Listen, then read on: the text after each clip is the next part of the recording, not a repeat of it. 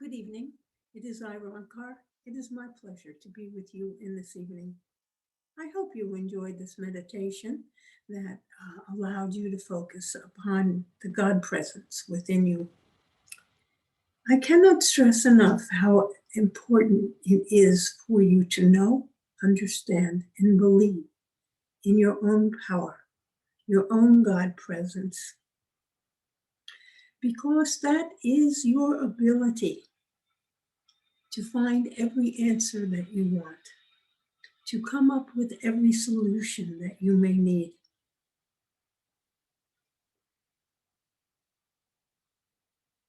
To guide your life in all ways.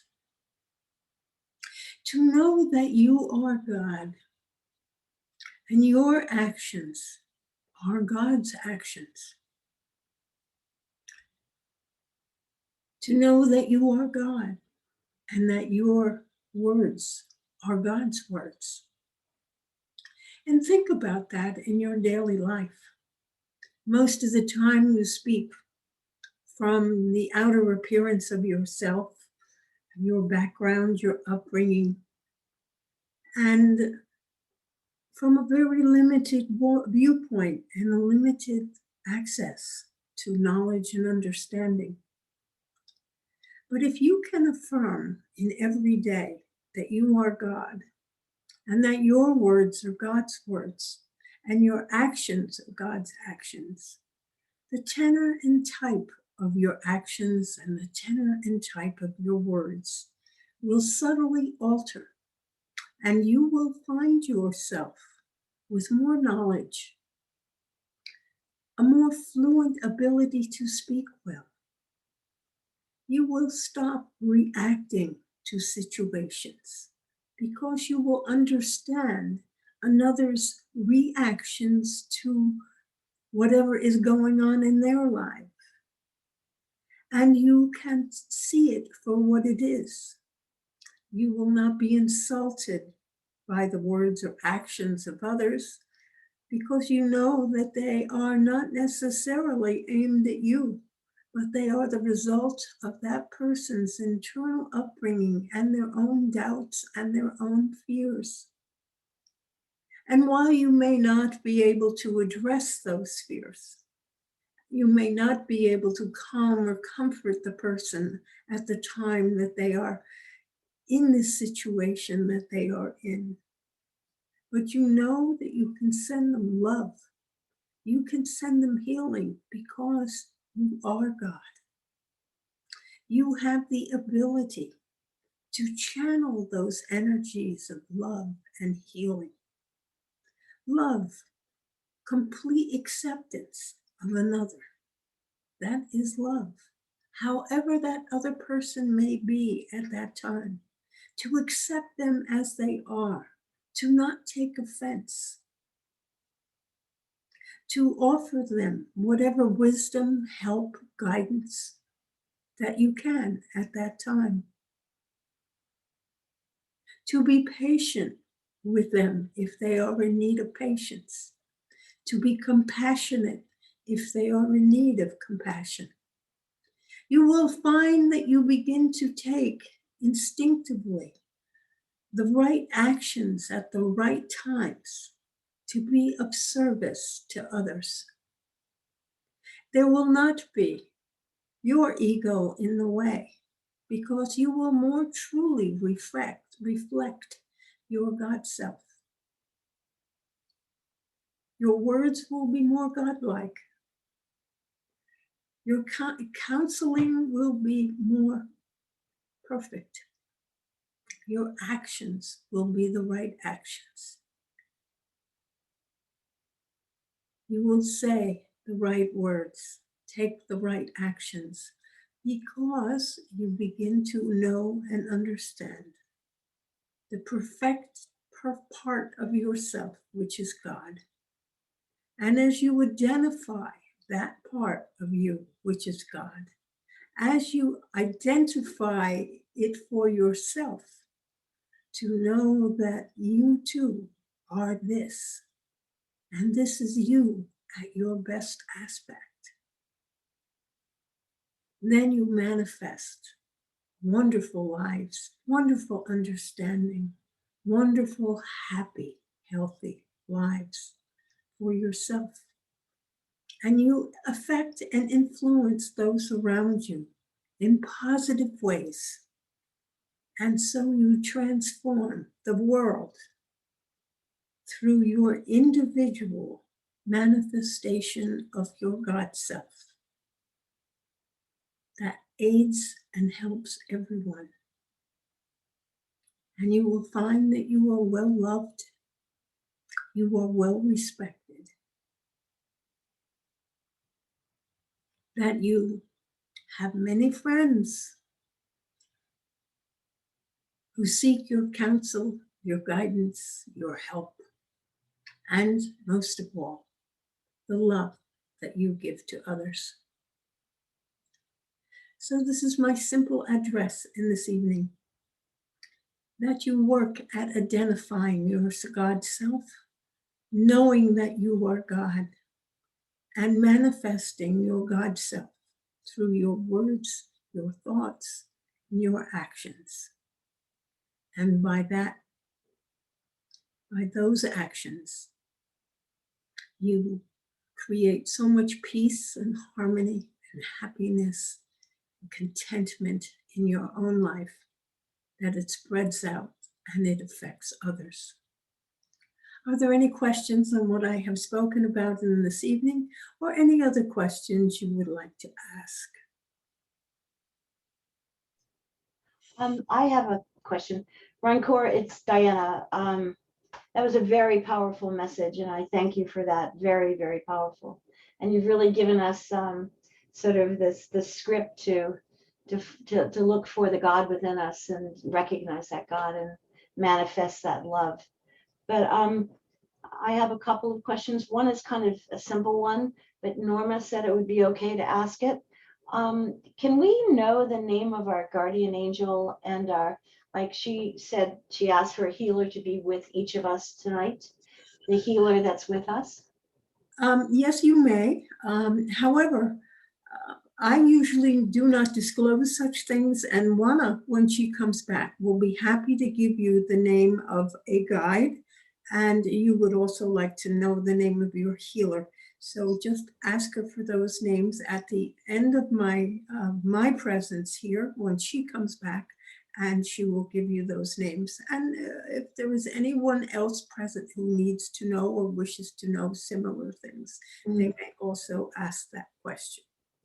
Thank you, Rancor. I just have one other question. Last night I was listening to an interesting program. The poet laureate of this country was being interviewed, and she's an Indian woman, and she's written some beautiful poetry. And she was talking about her father, who she felt was only 10% in his body and the rest in the spirit world, most of the time. Is that possible to be, and is that what we're all kind of striving for? To be their God self, would that mean we're partially out of our body? No, you are present within your body. You are simply manifesting that highest aspect of yourself at all times. It may be that her father may not be paying a great deal of attention to the physical world around himself, and perhaps that is why she is saying that he seems to be out of his body, or you interpret her words to mean that he is out of his body. You see, you are always in spirit, because there are three aspects of yourself.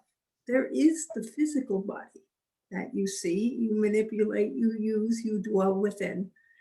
And that is one aspect of yourself. And that it comes along with your physical brain and your mind and your thinking. You are already aware that you have something that is referred to as the subconscious mind. That is also within you, but it is not under your conscious control, but has a great deal of effect upon the life that you live by the beliefs it has acquired over time, both as to what you deserve and the kind of person that you are, and will actually work behind the scenes to manifest what it believes that you believe about yourself, and what is true about you and your environment. The third part is it is sometimes referred to as the superego. It is the part that is always in spirit. So part of you is always connected to spirit, whether you are conscious of that connection or not. It is always there. That is how you can find out information, so to speak, that you might wish to know, things that might be that you are receiving. We will use that term psychically. It is because part of you is always in spirit. It is not the dominant part of yourself.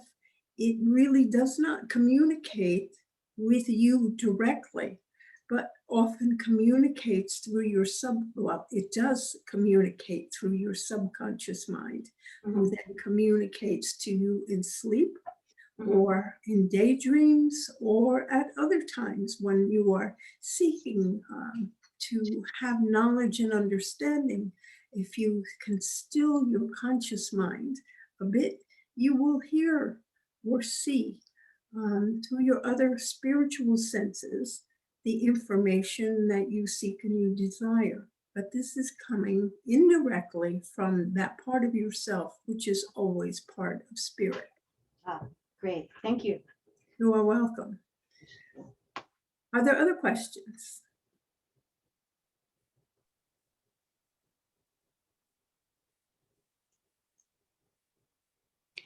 Hi, this is Isabel. I have a question. Your message was, I agree, very, very, very powerful, in a way, an answer to my question. But I'm having some difficulty processing why is it that right now it seems that there's so much discord and so many people being so aggressive and offensive and disrespectful and uncompassionate to each other. Is this something that's going to continue for a while, or is it going to get better? Well, everything tends to change. Nothing stays the same. So when you are talking about, is it going to continue for a while? Possibly, but it is sure to change at some point in time. Why has this manifested? It has been coming slowly over many years. Often it is coming through your media, of which you are unaware. Because if you think back over the previous 4 years, there were many people who were against the man that actually was elected president, who got the majority of the votes. That was the President Trump. And many people were aggressively unhappy with him and determined that he would have difficulty in his presidency. They called some of this the Never Trump movement, because there were people who spoke out so loudly against the leader that had been duly elected by others. This was proclaimed through your media. In the past, such people, and there were in every presidential group, there were people who were against that particular nominee and were not happy that this person had been elected president. But they did not find a voice in the media, in the news media, in the magazines, in newspapers. They may have talked to one another, but it was not proclaimed out over the airways. And in the last few years, even starting before Mr. Trump, there was a definite increase in the numbers of critical messages against the government that were allowed and fostered by the news media. Now, this started quite a number of years ago, but it has slowly been increasing. And the news media has its own opinions on who is good and who is not. And they actually censor other people's opinions by not giving them airtime, so to speak, or space in print, and continue to advocate the things that echo their own thoughts of what is true and what is best. And so you have come into a time over time where this is filtered out into people, into their regular lives, into smaller lives, so to speak, not on the national scale and not on the matters of just political messages that are going on and assessments of what is going on nationally with your economy, with your relationships with other countries and all over countries, but it is also now being reflected in personal lives. Because once something is accepted by a group of people that has power, such as the media, and it is okay to talk in certain ways that may be hostile about other people loudly. You see, in the past, this would not have been considered a polite thing to do. That good behavior would stop you from being openly hostile to others, that you would try to work in harmony. But as more and more people objected to, or more attention was paid to those people who objected to the current president or his policies, then it became a custom. It was all right for you to do this in your personal life. And there was the belief that some free speech these things need to be almost instructed and set up with children when they are growing up. It is a set of values which are handed down from generation to generation. And you have been through 3 generations which have been slowly loosening the values that were held dear 4 or 5 generations ago.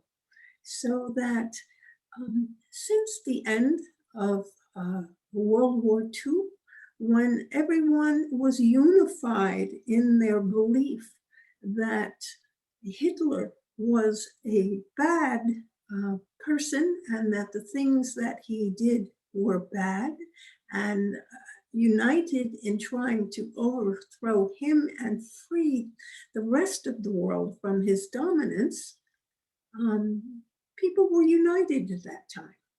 And then later, there was a time everyone concentrated their thoughts and the way their lives on constructing and building prosperous, happy lives for themselves by old values.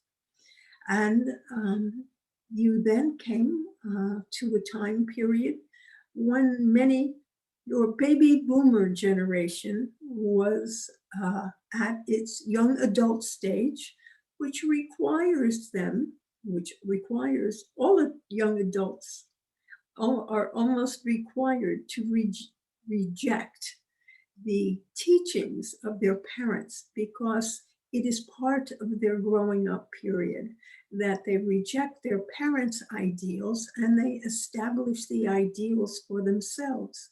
But of course, since most of them are young adults, they do not always make good choices along this line. And so you had a generation of children who rejected their parents' ideals and went for more freedom and letting go of certain behaviors and well, I will say certain behaviors, politeness, if you will.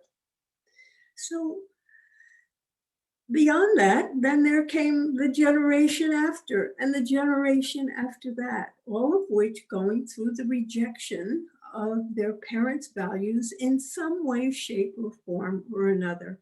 And so you have rejected many items of politeness, things that were considered the proper way of being. And now you have more freedom.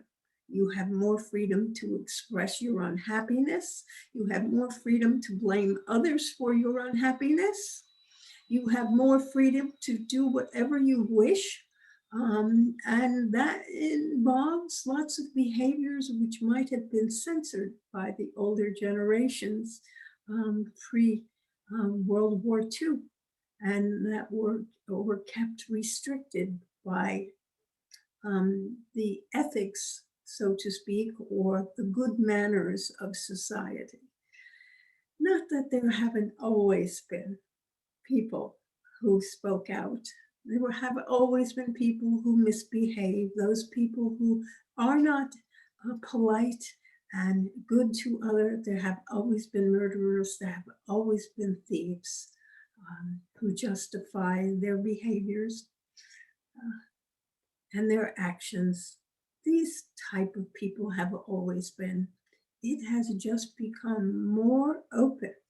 And to a certain extent, these rebels, these people who flaunted the mores of society in general, have been applauded and spotlighted as to their behaviors. And we have been told by others that it is wrong for us to censor their behavior. It is not right for you to judge others just on their behavior. This, of course, is hogwash. You have the right to censor others in your own life, to not allow them to come into your world, and to eliminate those people who offend you through their attitudes or their words or their actions. For you are entitled to create a peaceful, happy life for yourself.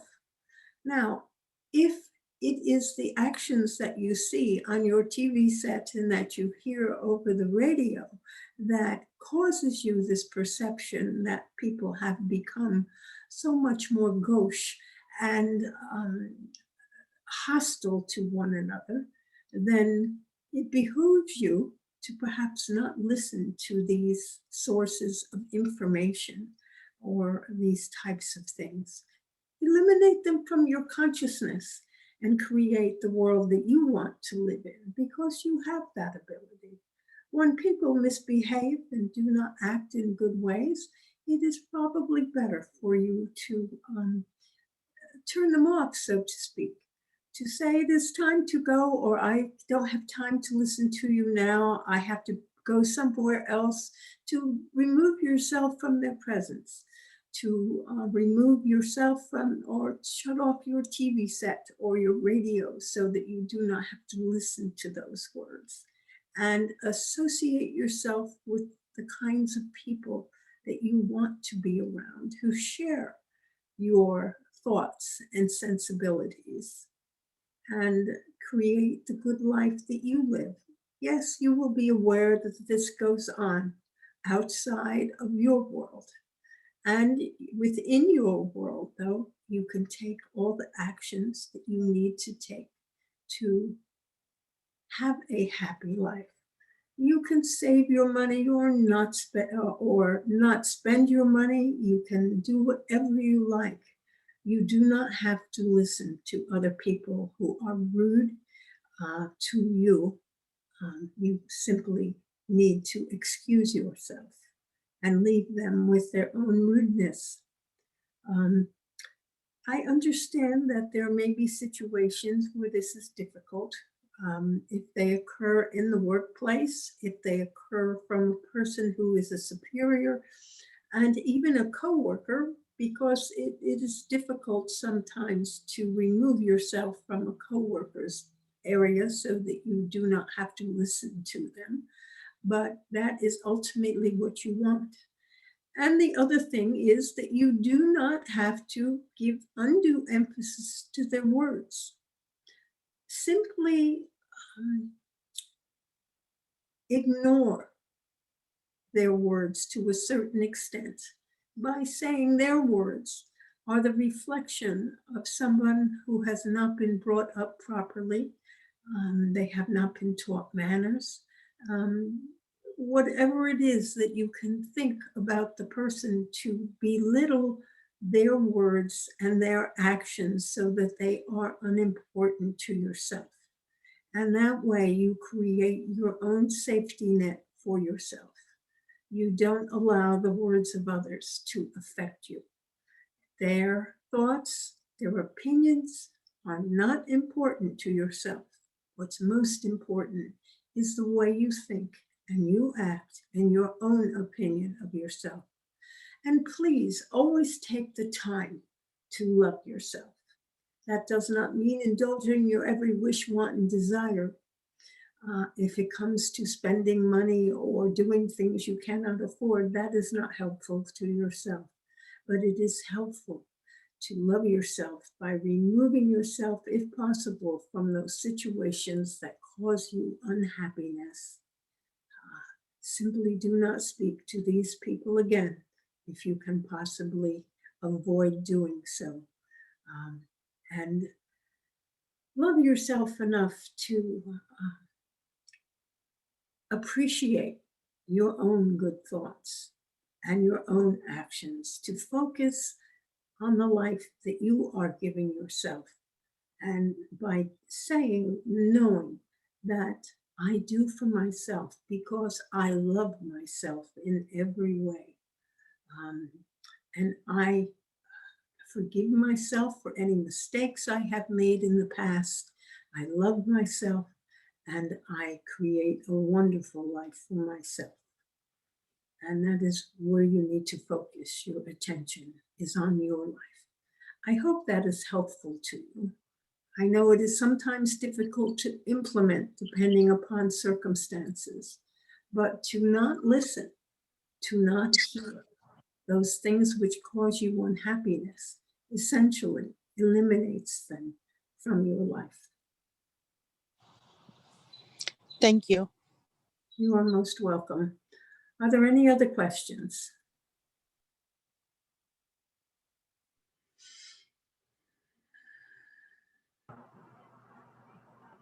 Okay. If we bring imprints from unresolved thoughts and feelings of previous lives into our new life, how can that be? Because can't we lose all that when we realize who we really are and find ourselves in a place of unconditional love? And find yourself in a place of Unconditional love. Unconditional love. Well, when you find yourself in that place of unconditional love, then those thoughts and unresolved things are either understood or eliminated. Then why do we have them coming into our lives in another life? What, like? Well, because you did not find yourself into that place of complete love. I thought that's where we went when we died. I see what you were saying. When you are separated from your physical body and you are in spirit, Yes. yes, you see these things differently. When you decide to come into an incarnation, you may not, you do not literally remember the situations from the past, but you choose situations that you will choose to be born into, a family, a location, a place, a time period in which those situations that you wish to overcome, because that may be why you are bringing them into that lifetime, will find yourself in similar circumstances with similar issues. Do you understand what I'm saying? Yeah, sort of. I was just thinking of, all right, if you had a hard life, whatever, or you died a tragic death, and you have all these hang-ups, or maybe you felt you were leaving somebody behind, or you're unfinished, you didn't finish your life like you wanted to finish it. But once you're dead, don't you like forget all that stuff and let go of it? Why do you bring it back with another life? Okay. Well, first of all, once you are in spirit, you have full knowledge of all lifetimes. It isn't a matter of forgetting one. You have full knowledge and understanding of those lifetimes. You understand your errors of your ways, errors of your thought. You understand the good things, the good aspects of yourself. You see yourself more fully in every way, and understand yourself. And as you are not terribly judgmental about yourself, in the sense you do not condemn yourself for anything that you have done in the past. You are not punishing yourself. You simply accept these things as what you have done in the past. And those things become what impels you to try to create a better life in another incarnation. That hopefully you will choose circumstances or that will bring to you the knowledge that will help you avoid pitfalls that you may have fallen into in the past. Do you understand? It is you hope that you will avoid making the same mistakes. And so there will be subtle differences. Of course, new people that you will be surrounded with, maybe some more opportunities to learn and grow than you might have received in the last lifetime, whatever it is that you are choosing. And it may be that you just want to experience some of what you did before in a different way and be able to make yourself still have a happy life. So if you come here and like say a little kid, and little kid seems really angry all the time, uh, does the child like I guess remember that he was angry before or something and doesn't know what to do with it now, or how does that work? Well, it may be that the child, through his parents, sees that they react with anger when anything does not go the way they want it to, which most parents seem to have that appearance to their children because children do not understand what motivates their parents. And there's many behaviors that children have which are bad for themselves. And the parents may get angry as they try to correct and change these ways of being. And so parents often show their children that anger is a normal way of being. They are always angry at their children or they are ignoring them. Of course, there are many parents who also show loving signs to their children. But that type of parent will rarely have a child that is angry all the time. And so the child is making judgments. What causes anger? What causes anger is your judgment that something that is happening to you or something that someone is doing is not correct or bad. And that causes anger. You want it to change to your way of being. You want that person to be different. You want the world to be different. It doesn't matter what you are judging. You can judge anything that you want to judge. And some people are highly judgmental, judging everything. And judgment, remember, is very necessary for you to, in order for you to continue to live. If you have poor judgment, you may step off in front of a car, a train, you may step off a cliff, you may eat things that are bad for you, you will make decisions that are bad for you. So you need judgments. But judgments can make you unhappy and they can make you miserable. And so you have to learn the right way of making judgments in order to come up with judgments that are helpful for yourself, and to eliminate making and stop making judgments that cause you unhappiness. And the first step in doing that, of course, is to recognize that you're making yourself unhappy through your judgments. It is not that situation, it is not the other person, it is your judgment that is making you unhappy. And when you recognize that it is you who are making yourself unhappy, then you can take steps to change. But children are not ready to do that. But it is possible that someone comes in with that choosing families, times, places, conditions, which conditions them to make judgments willy-nilly, some of which are helpful and some of which cause problems. So in a sense, they are bringing something in from the past. It is an all new life, so they have the possibility of overcoming their tendency to make bad judgments. I am using your example. I'm using your example of a child who seems angry all the time because it was a good example. But there are many things that people do bring in from past lives. And many of them are skills and abilities which they wish to foster again in this life, in their new life. There are musicians and creative people.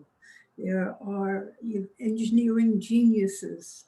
There are cooking geniuses. There are all kinds of things. There are simply people who are good at nurturing or good at hunting, providing for their families. It does not matter. They bring these skills in as well as other ones into the life. So they're attitudes that are carefully fostered by choosing a life that will bring about the experiences that are necessary to both manifest, to bring about the things that make your life difficult and are things that you have to learn, as well as bring in talents and abilities that will help you to learn those things that you want to manifest and do in a lifetime. So you would be feeling these things even as an infant? Probably not. Because there are some infants that, you could take two infants and do the same thing with them and, give them a toy or something. One will throw the toy and the other one will play with it. Right? There are differences in temperament. And you may chalk that up to differences in heredity. Oh, okay. You I was mentioned thinking that. maybe that was something they were bringing from another life. It could be. But they have chosen the heredity they wish to receive, so that this will show up in their life. Oh. Oh dear. Yes, that is the whole point in choosing your parents, choosing your time of birth, choosing your name, if you will. You influence your parents to name you what they are naming you. But you have the astrological influences, you have numerological influences, you have the heredity that both the parents contribute, the gene pool that goes back with those people, and then you have all the nurturing environment of those parents and how well you are nurtured or not nurtured, as the case may be. To bring about the best aspects of yourself. Okay, I got another one kind of along the same lines. Okay. If we determine when and how we die, why are some like traumatic deaths such a surprise after we die? And I got this partly from Vince, because after he died, he said he didn't expect that. Now, I can understand saying that before you die, but afterward, you must know that it was you that set it up. So why are you surprised after you die? Don't you know that you're the one that did this? I suspect he was speaking from his vision or viewpoint at the time of his death, not from and not from a true after his death. Do you understand?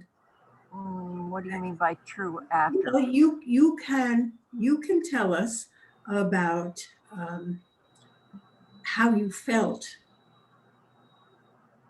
at your first marriage, and you could say that you were surprised at your feelings, or even though you anticipated the way you feel. And now in the past, you are no longer surprised by your feelings, but at the time of your wedding, you were surprised.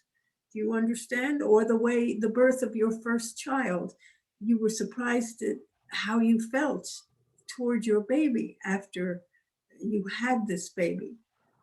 That's a little Considering different. all the pain of childbirth, etc., you were surprised that you forgot all about it and were just immensely happy immediately. And so that was surprising to you. At the time, you didn't think about it, but it was a surprise to you, or you may have thought it was a surprise. And 10 years later, when you recount that experience, you will still describe it as being surprised at how quickly you forgot all the problems of childbirth. That's not exactly the same as leaving your body, though. It is the same. It is? Well, Well- think about it.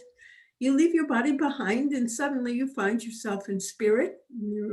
And there's a whole different process when you are in spirit and now suddenly you find yourself confined to a body. That is a surprise too. It is? Even though you knew you were going to do that?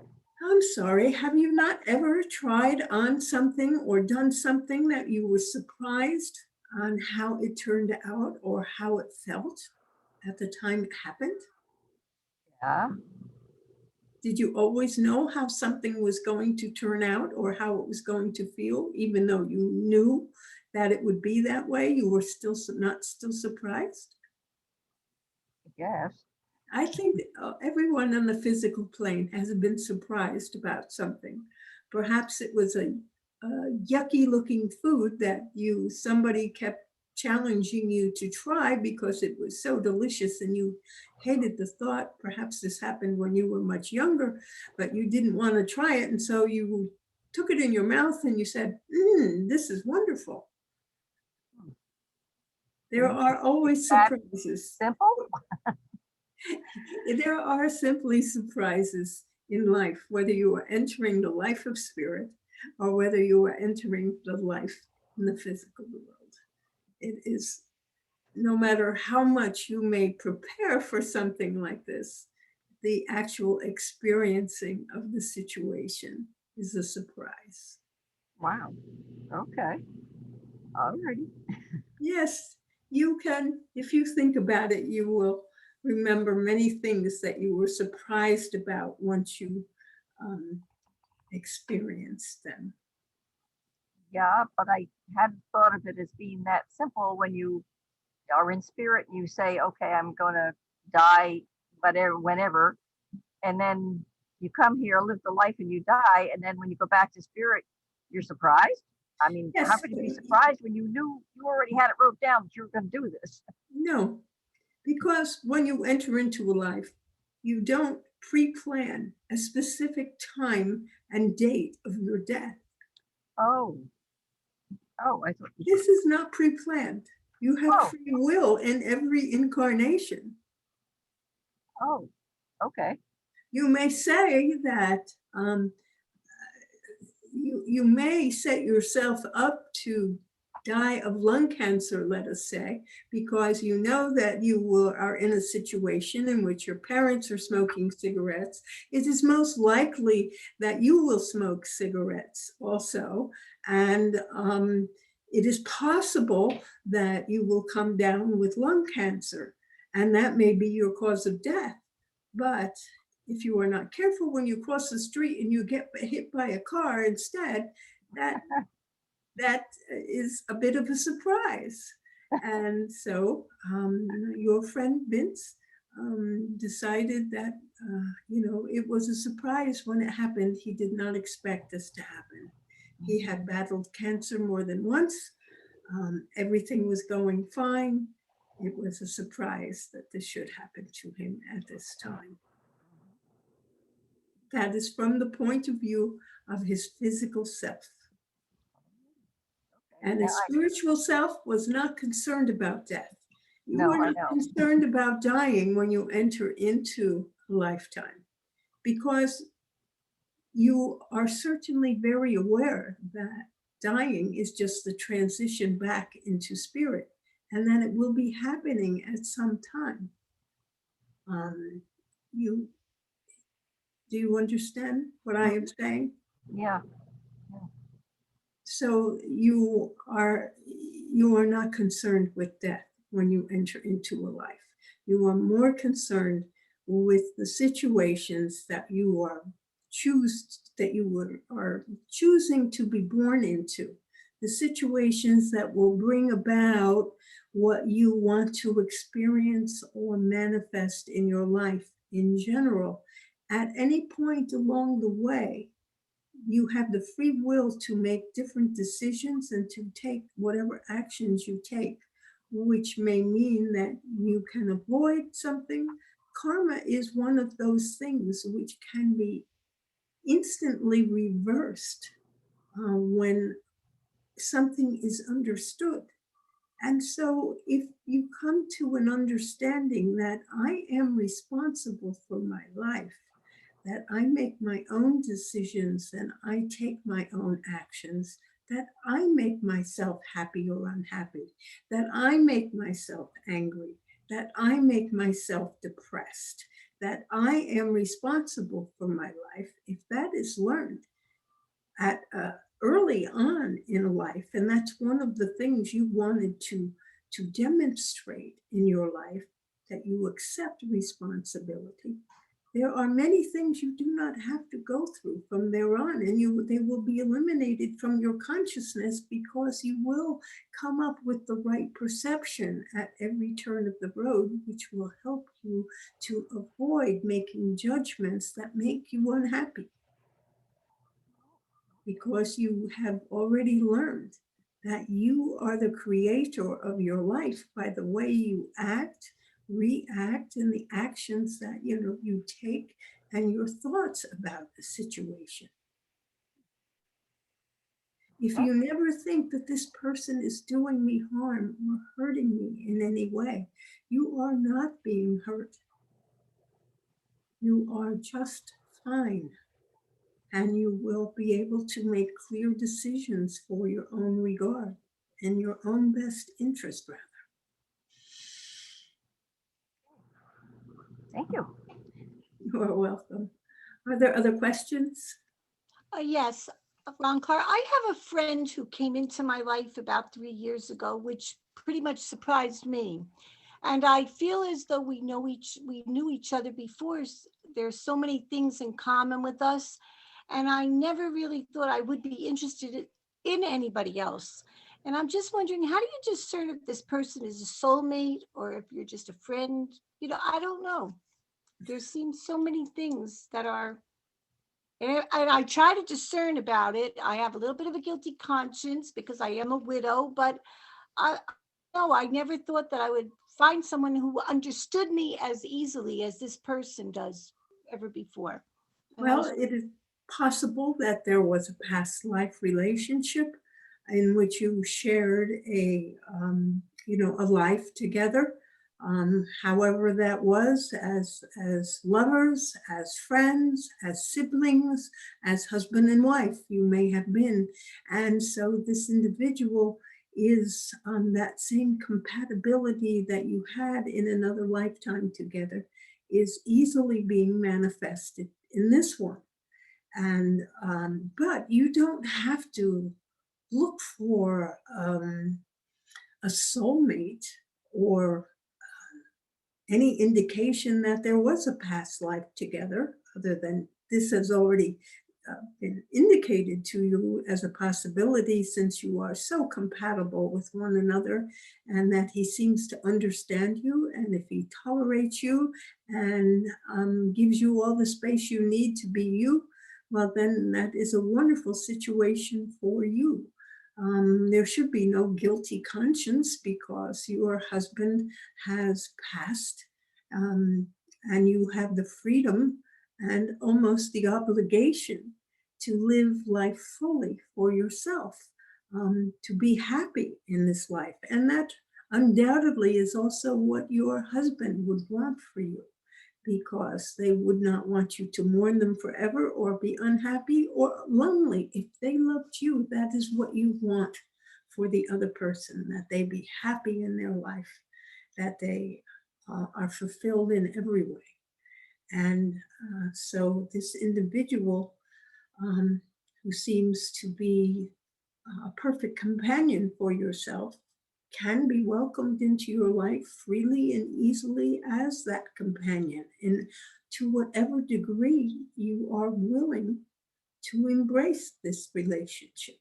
It could be just a companionship. It may turn into something that is deeper and needs to be expressed fully in a more intimate and relationship such as a marriage or a living together situation, whatever is best for yourself or fits what you and the other person needs, wants, and desires.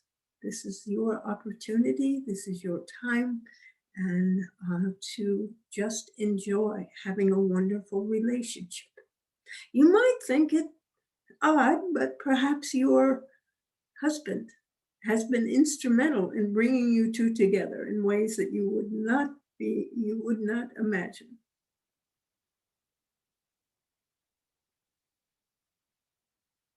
Okay, if you think so.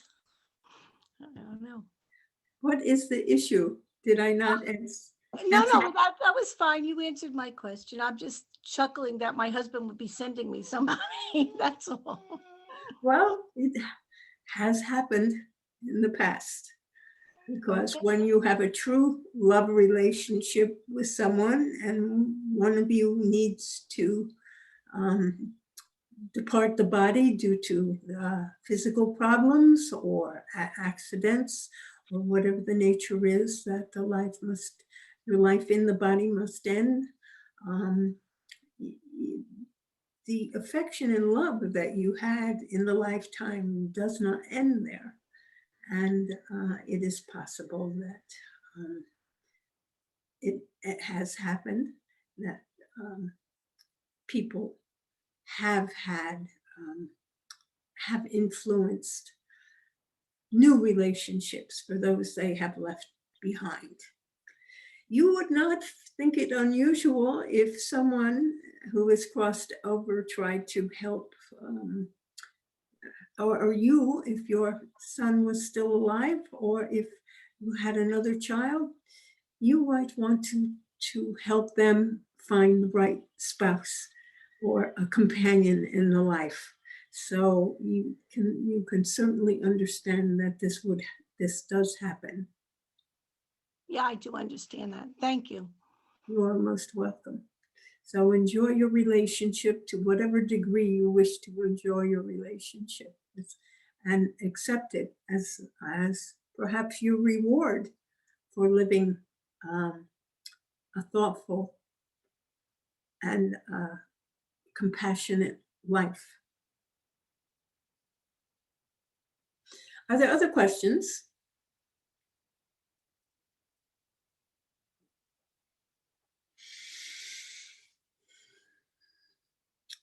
Well, we've used up most of the hour, and we need to answer Diana's request. She needs time. Juana will need time to give the answer to Diana. So I think it is time for me to say goodnight. But I got one more short one. Okay. does the subconscious have imprints from other lives? Is that where it's stored? Anything that we bring with us, is it stored in our subconscious? Sometimes the subconscious it can. Hmm, that is a difficult one for me to answer easily. The subconscious mind, because part of you is always in spirit, part of you will always remember that, whatever reason that you came in. And so the subconscious mind can receive that information and store that information from that part of yourself, which is always connected to spirit and is one with everything in the universe. So therefore, in a sense, yes, that the subconscious mind can store situations from from past lives, but it does not usually affect you as strongly as the information that has been stored from this life that you are experiencing. I hope that's This clear. life overrides the others. Yes, Okay. very much so. So because that is the dominant aspect of an incarnation, is what you have experienced and how you react and what you say and do about this life. So I think it is time for me to say goodnight then, so that we have time for Juana to answer the question. So I give you all my blessings. Good night. Good night.